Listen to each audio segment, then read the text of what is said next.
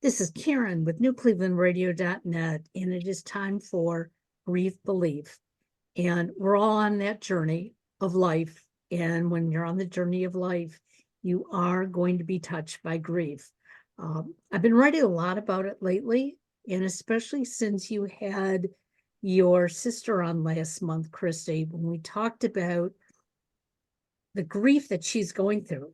I mean, she's got her husband, she's got her children, she's got this intact family. So it's not the grief of a lost loved one, but it was the grief of who she was before she broke her leg, had an injury, and the injury really, she never recovered from it. But if you could give us an update, because she told us she was going to have surgery this past week. So I know you're helping her along. So Connie, if you're out there, we love you. But we're going to ask Christy how you're doing. She is doing very well. She had surgery a week ago. Tomorrow will be a week tomorrow. And it went very well. She had a little bit of trouble with her blood pressure coming out of the surgery. So they actually kept her overnight, which was a really good thing because she got to have PT come in and they helped her figure out how to use the walker because she has to be non-weight bearing for several weeks. And so that was a huge thing to actually have somebody show her what to do. But this week, her husband was home all last week with her and she was up and moving around. I went to see her today to help out. She doesn't really need my help. Like, she's doing great. I helped her with a couple of little things, but she's doing really well. She quit taking the heavy duty medication a few days ago. So she's just on like her normal meds that she was a little bit, they bumped it up a little bit, but she's doing great. She's doing great. It's very exciting. Good. It's such a relief. So has she mentioned anything to you about, now that the waiting is over, now is the recovery, but how positive does she feel? Because the little notes I've been getting from her is like, wow, you've got a great attitude. Yeah, she does have a great attitude. Now, I will say she's been loopy. So you talk to her and she seems okay. She doesn't even know this. She's gonna watch this and be like, I didn't know that. But she seems okay, but then she repeats herself like over and over again. So you know how that is when you're coming out of surgery and you're still on those medications. But she seems to be in very good spirits and I think she's doing really, really well. It might be fun to play truth or dare with her while she's still loopy and see what comes out. Yeah, you can do that as her sister. That would be great. Well, since we talked about that form of grief last month, I'm sort of going to put Allison on the spot because I've been reading Allison's new newsletter, which you are just remarkable. You are a phenomenal writer, and the stories that you're putting out there, I mean, they touch me, and I just keep passing them on to as many people as I can because it's about you, but it's about all of us, what we all go through. And as you started creating this newsletter, you also started creating a new life. So do you want to give our listeners a little background about like what prompted all this and the new Allison? Yeah. So I moved from a place that I was for 12 years in October. And so we'll have been in this new place for close to 6 months. But at that time, the couch that David, my husband, died on, I let go of that just before we moved. So there were things that I let go of just before I moved that were really tough. And 500 paintings. I put 500 paintings into storage, and I've now moved them to where I can see them and I can sell them and I can do stuff with them. So that was really, really nice. But I started writing the newsletter because I kept encountering and thinking about things about grief. For example, and this is somebody hasn't died, but I have a friend who was in my bereavement group after my husband died. And a few weeks ago, about 3 or 4 weeks ago, she's 54, and she had a hemorrhagic stroke. And she's in the hospital. She has 2 young sons, and they are having to deal with what to do. Her oldest is 24. Her youngest is, I think, 18 in a gap year. And so there's that grief. You know, she's on machines. She doesn't look like herself. She will, if she comes back, have brain damage. And so I've been thinking about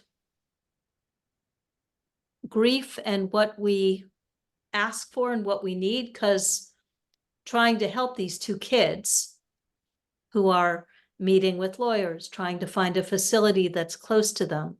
The doctor's best reports say it will be 3 months, but more likely a year. And to have her either lying in a bed or coming back slowly and maybe not coming back the same, what that takes, the grief of a long illness like that, of seeing their mom like that. When I met their mom, her husband had just died. So he died about 9 years ago. So there's not a father. And so I've been thinking about what they're going through now, which is a lot of doing. She had no will. So a lot of doing. And, you know, find the right facility and make sure she's taken care of in the hospital, and knowing myself that this is the easy part. And how do you support someone for the long haul? For going to see their mom week after week after week in a new facility and parallel pathing their young lives with taking care of their mom. You know, something I'm hearing you talk about too is the boys were not prepared for her illness, but she was not prepared. And, you know, Candace happens to be an attorney, and you do prepare people. In fact, about 2 years ago, I went to Candace and said, okay, I want to make sure that my boys know what to do and things are in place. But a lot of us don't think about that. So, Candace, what can you tell our listeners?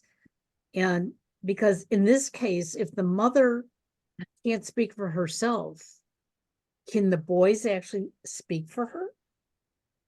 Well, the thing I always like to make clear to everybody is everybody has an estate plan in place. It may not be formally done, because if you haven't taken formal steps to get your instructions in place and make sure that they're updated and they, you know, you understand what each legal directive can do, you're going to have to rely on the state rules. And the state rules are, you know, okay. They're not ideal, but they're okay if you're a traditional family. But if you're not a traditional family, it's just not going to play well. And so it's not a matter, you know, it's like homeowners insurance. It's not a matter of if you have an episode that requires these legal hoops that you have to jump through. It's what is the impact when you do. And what I see in a lot of families, and it's really unfortunate, it's not just who gets the stuff, you know, the assets and maybe some of the personal things. It's what do you have to go through to get that? And I had an estate a number of years ago where there's a professional person working couple, 2 kids of the same marriage and so on. And there was absolutely nothing in place. And he dropped dead one Saturday morning. And it took us 3 years to get everything tidied up and kind of back to normal. But it was a hellish 3 years. And I wasn't the initial attorney. I would have handled some of that initial stuff a little differently.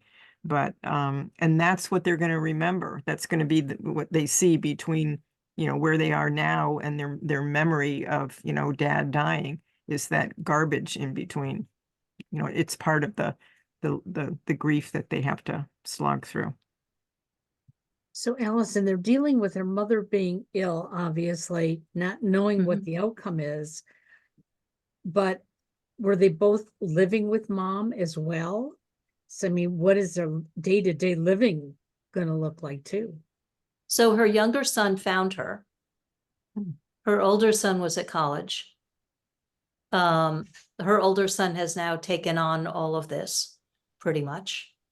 And listening to you, Christy, there's what you need and what you want. And this whole thing about not being obligated to people.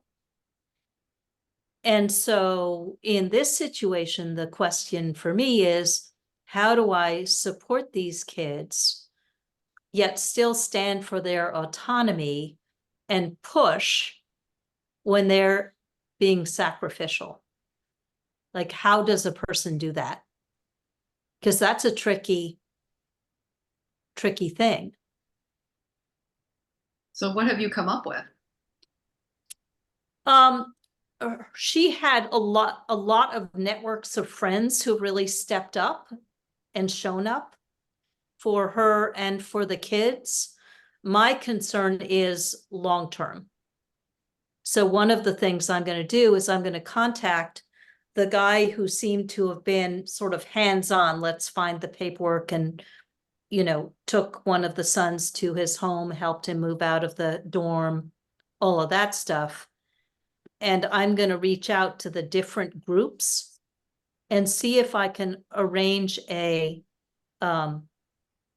for various people to check in regularly for the next year to 2 years. Like a board of advisors or something. Right.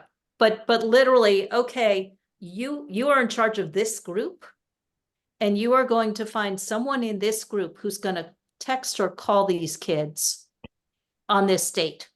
And you're each going to have a date, because what happens is life moves on.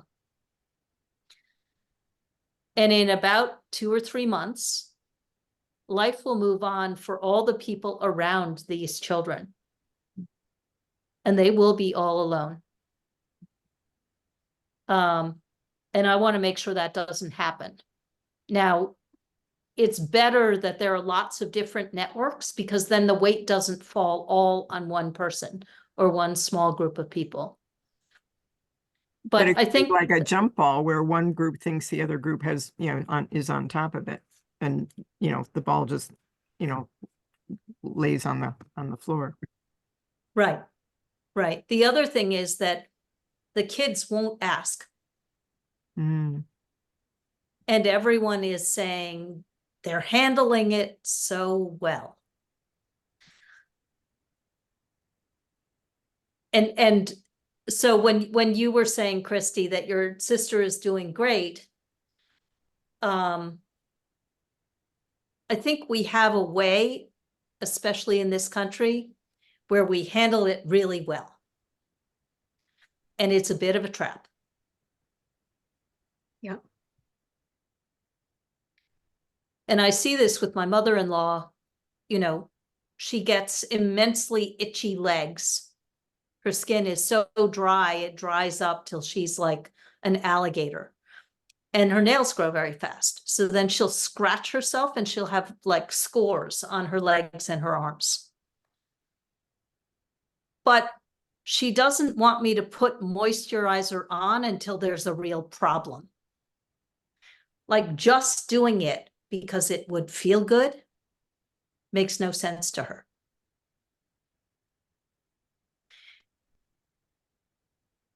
And I think we do this. I mean, I do this. I'll talk for myself. Well, I think we all do, and I think we think that we're being nice to everybody else around us. Okay. Last week when I thought last 2 weeks when I thought my husband was ill, we didn't know what was wrong with him. I didn't tell my boys. It was like, until I know something, why would I say anything? But I found out from the two of them that neither one of them are really happy that I did it that way. But I had to do what was right for myself and my husband at the time and deal with their thoughts at a different time.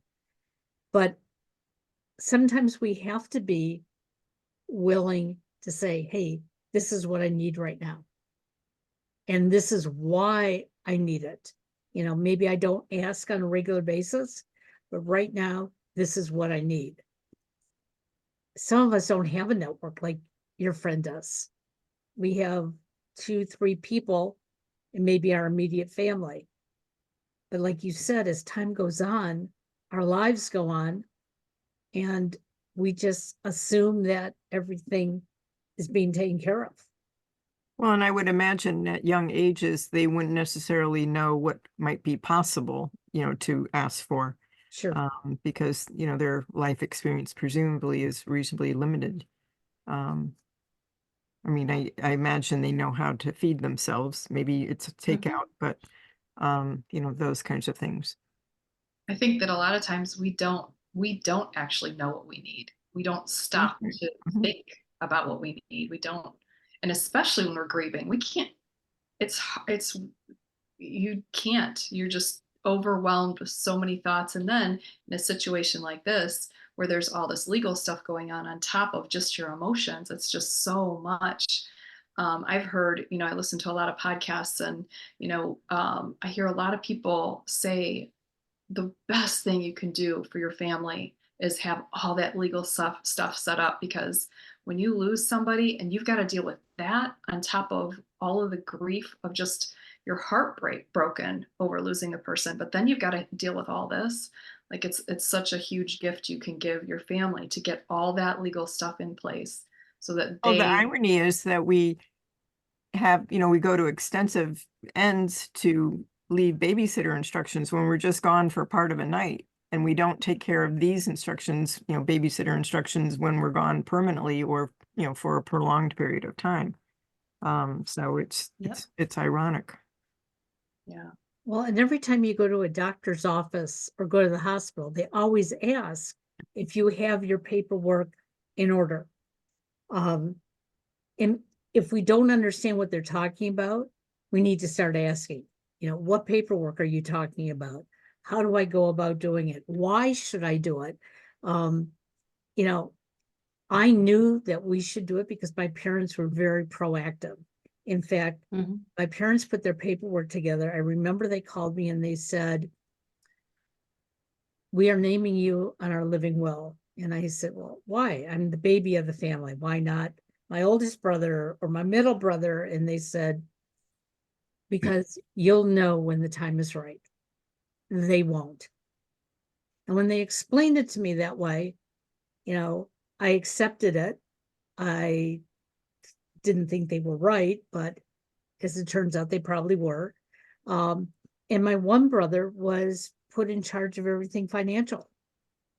And the other brother, who really knew that he couldn't handle anything, they explained to him why he wasn't identified. And he said, no, that's fine with me. Whatever my brother and sister decide, I'll go along with it. Now, we're lucky. We're a close-knit family. We do work well together. But there are families that don't. And they're very often, that's what tears, families apart and creates some of those things. The other thing for those young men to remember is, right, they're of age, they're of legal age. And so no one has legal authority over them unless and until they authorize somebody. So they need to get their own legal directives in place so that if they want to name each other, they'll, the generic laws will probably appoint each other, but there's no guarantee, even if you nominate people. But they could name runner-ups as if the first person couldn't act. But we don't tend to think of having the need to put those things in place when we're younger. I know I didn't have anything forever. I wasn't a lawyer then, but you'd be shocked at how many lawyers don't have their things in place, shoemakers' children. So Well, I'll be Allison, 100% honest. We're in the process right now of doing this. We thought we had a will. This sounds so crazy, but we thought we had a will and had it all situated and everything. We went to a lawyer just in the last 6 months to update it and found out there was one paper we didn't sign. So none of it, this whole time, none of it Mhm. has actually been legal. So we're in Wow. the process now of updating everything. Well, And there's a lot of trusts out there that don't own anything. You know, you have all these wonderful instructions and it doesn't apply to anything. So, you know, they're just tidying everything up doesn't hurt. But, you know, again, part of the legacy is the grief that people, you know, not just the grief about the person passing away, but all that garbage, that extra hoops they may need, and just the anxiety of not necessarily knowing if they're going to be in control or not. And so it's a lot to Well, put on young shoulders. it really is. And you know, so for example, I am my mother's healthcare proxy, because in the event that it would be necessary to, for example, take her off life support, I would follow her wishes and her husband would not necessarily do so. Hmm. However, she doesn't know where it is in her office, so I don't have it. And so one of the things I broached with her was that I am absolutely useless as a healthcare proxy if I don't have the paperwork, Right? even though it's done, Right. even though I'm named. And that's not that unusual, I don't think. No, not at all. Wills, how often people say, well, we know we did it. And our attorney is no longer in practice. We can't get a copy of it. We don't know where it is. And so there are some companies that will allow you to deposit these documents with them and like a legal vault, so that you don't have to worry about something getting lost in the house. And you can also, many of them allow you to name some of the other factors that, you know, maybe medication that somebody needs to know about in an emergency situation that we don't tend to think of. But in the context of grieving, it's a signal that this person took those steps to make it easier, that knowing that maybe the likelihood of something happening is small, but the impact would be very traumatic if these things were not in place. so even though it's filed in the court, that's not good enough. You actually have to have the paperwork. Well, the court will accept a copy of the will, or the original will, I should say, to be in its repository, but people have to remember to check the court, because if you've moved, they won't necessarily remember to go back to the court where in the state where the person was. And, maybe they've done a new will and they forgot that somebody put it in the repository. Many firms hold on to the original wills, and many attorneys give the originals back to the clients. But the house is like a vortex or something. It just seems to suck up these documents and they can't find the originals for whatever reason. And that's how things go awry. I mean, this is something that I'm facing with my mother-in-law. So she is 100. There's a strong likelihood that one day either I or her other caregiver will go there and she'll be gone. Yeah. And so I was trying for about 3 weeks to find out, given that she's not in hospice, because the hospice path is pretty clear. Given that she's not in hospice, what do I do? Who do I call? Mm-hmm. And it literally took me 3 weeks to get an answer. So now what I have is I have the healthcare proxy, because otherwise the EMTs will behave like she needs to be brought back. I have the healthcare proxy taped over the refrigerator so she can't move it. I have located the will and I put it in a place where if the police were to look, they could find it. And I've made sure that there aren't any old wills because I have heard that that's an issue. A littered paper trail, yes. Mhm. So, but I suddenly, and the other thing I did was, if I was to go down there in my grief and she were gone, I would need to call somewhere. And so I've found the crematorium where my husband was cremated, and I now have that in my purse. Because in my grief, I don't know that I could do that. And for a lot of these things, you don't want to have to be figuring that out under crisis conditions because Right. it's traumatic enough. Exactly. So here you are, Alice, and you're going through your grief because you really had to revisit it when you chose to move, when you moved. And now here's a friend who you met during the peak of your grief. Yep. And you're stepping in. I mean, how difficult is this for you? Or does it feel like something that is part of your training as a grief counselor? I appear to be a natural born caregiver. My mother says she has no idea where this gene came from because she doesn't have it. But she's very glad I do. I really, at this point, really think in terms of all things grief. What are the, and especially, long grief. We were talking about St. Patrick's Day. St. Patrick's Day is also the day that my godson died 8 years ago. St. Patrick's Day is the day that Lance Reddick, my friend, died a year ago. So there's always these themes of grief going on through life. Taking care of my mother-in-law, there are days when I'm like, oh my gosh, I hope she's gone. And then there are days where I'm like, I want every single solitary day that I can have for as long as I can have them. And they parallel path. I'll be straight. I'm not a saint. There are times where I think about how much freedom I'll have when I'm not caregiving 3 days a week. And that'll be another form of grief, not only just losing her, but losing what The you were last doing. connection to David. Yeah.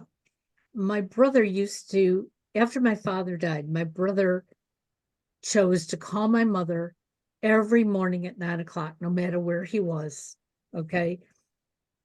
And when my son moved away, my brother called him and said, call your mother every day. And he does almost at the same time every day. And I've said to him, stop. Don't call me at the same time every day. And it's okay to miss a day. Because number one, if you meet somebody, you're going to stop calling me every day. Number one. But number two, the day that I'm gone, I don't want you looking at the clock saying it's 9 o'clock. And this is what I did every day at 9 o'clock. It's going to be hard enough. I chose differently than my brother. When my father died, I called my mother at random times.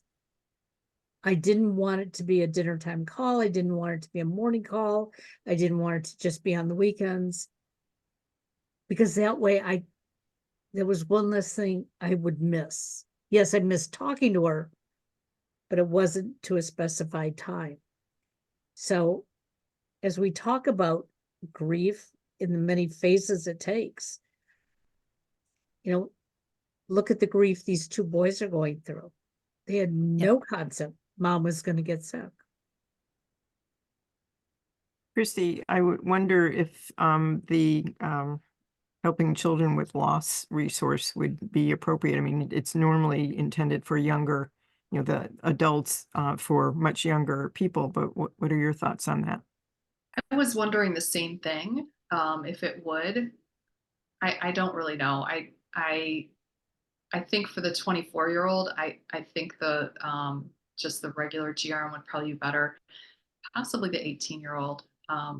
But just even the concept, I mean, you could use that concept for anybody, anytime, just trying to think ahead, think about what is it that this person who's grieving might be experiencing. Well, And then, particularly since these others aren't necessarily close, they're supportive and they're, interested, but not, family members, for instance. I thought, exactly the concept of, what do you think they might be feeling and maybe not expressing and that kind of a thing. So what we're Yeah. talking about is a book from the Grief Recovery Method people, and they have one that is helping children with loss. And it's not that the children are necessarily going through the grief recovery program, it's that the adults learn how to better communicate with them to help them process their feelings. Because the children under a certain age are probably too young to go through the formal program that's been proven to be effective. right. Great. Well, maybe, given that we're talking about it, it would be great if how to access that might be in the show notes. Okay. Would that make sense? Mhm. And I can share that repository link that people can check out, because they have one for parents and adults for younger people, so that Great. it's right there, it's in your wallet, and the medical facility can contact directly the repository, and then they will have the basic contact information on the card, but then they'll get the directives right away, and so nobody has to go home and rummage through the house and try to remember where they left it. Great. Okay. That would be awesome. I was watching a movie a couple weeks ago, and they were talking about how, and they were talking about children of all ages, how we don't explain what is actually happening in a situation like this, or when somebody passes away. I remember when my grandmother passed away. I had seen her the week before, and she promised that she was going to see me for my birthday. She had a silver dollar for me. And next thing I knew, she had a stroke, and 2 days later she died. I wasn't allowed to go to the funeral, but my parents kept saying to me, just think of her as sleeping, which was horrible, because my father would come home after work every day and take a nap on his chair. And every time I saw him sleeping, I thought he was dying. So I think it's really important that our listeners know that there are resources how to talk to our children and children of all ages, and let them understand that, no, this person who died is not sleeping. This person is no longer with us, other than the memories that we hold dear to us. And it's okay to talk about those memories. And I even think for the two boys right now, that probably is really important for them. Not just looking at mom lying in a bed, but, remembering some good times with mom. May I share a poem I wrote after I got home from the hospital seeing her? Sure. She lies quiet, vivid personality stilled by many tubes. Her boys hold on to her hands, stroke them gently, being brave.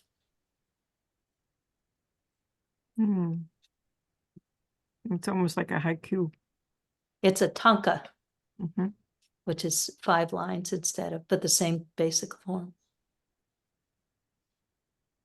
So what do you think your next step is, Allison, especially with these two young boys, one who actually is an adult, he's 23, and one who's 18 and in some respects an adult, but he's still a kid? Yeah, I think it's just keep staying in touch and just keep offering the grief wisdom that I actually have as an offer, not a reinforced, you must do this, because one of the things that adults do with young people, and I saw it when I was there, you know, the doctor came in and was talking to me. I'm like, talk to them. I'm not the person to be talking to here. And so just keep checking in at random times. Hi, just checking in. Sharing something or letting them know they matter. Giving them a tether to the world that's not the hospital bed, their mom lying there, all the things to do. So it's just keep in touch. And we sort of And have, for those adults to stay in touch so that nobody drops the ball. Yeah. Yep, create that net. I also think it's really important for them to know that you are a safe place for them to actually say how they really feel. That when you know, there are so many times where the grieving person, we've talked about this, the grieving person is trying to make everybody around them feel okay. And so if they know that you're the safe one, that they can truly say how they're feeling for real, and you're not going to make them feel uncomfortable or feel like they have to behave a certain way to be comfortable around you. That happens a lot where we feel like, as the grieving person, we try to make everybody else feel okay so that we can kind of be accepted. And we're not that person that people run away from. Oh, here comes the grieving person. So I think that's huge. And I think they'll probably naturally gravitate towards you because you understand grief, because you've lived this, you understand it. And Well, that's your caretaking gene. Yep. Yeah, the youngest son who found her and called 911, I shared with him that my husband died in my arms. And he said, thank you for understanding. It's a lot to process. and it will, because like you said, they lost their dad, what, 8 years ago? You know, and now they don't know if they've lost their mom. She's there, but nobody knows what the future has for her or for them. And so, And they've lost a version of her, the one that they've known up to that point. absolutely. Well, I want to thank you for sharing with us today. I know this wasn't the path we were going to take, but you know what? That's the interesting part about grief. We don't always go down the path that we think we're going to go down. You all are absolutely wonderful. What we're going to do is I will wait to get those links from you, Candace, so I can put them in the show notes. Additionally, I'm going to put Allison's link for her newsletter in the show notes, because I will tell you, they have helped me immensely. And I know the few people that I've shared them with through a group that I just joined on Facebook, I get them saying to me, oh my gosh, who is this fabulous woman? And I keep saying, just go to her website and so thank you all for what you're doing. And Christy, tell Connie to be careful. We love her, and we're going to have her back on. So yeah, I will tell her. She I think she would like to come back. So yes, definitely will. very exciting.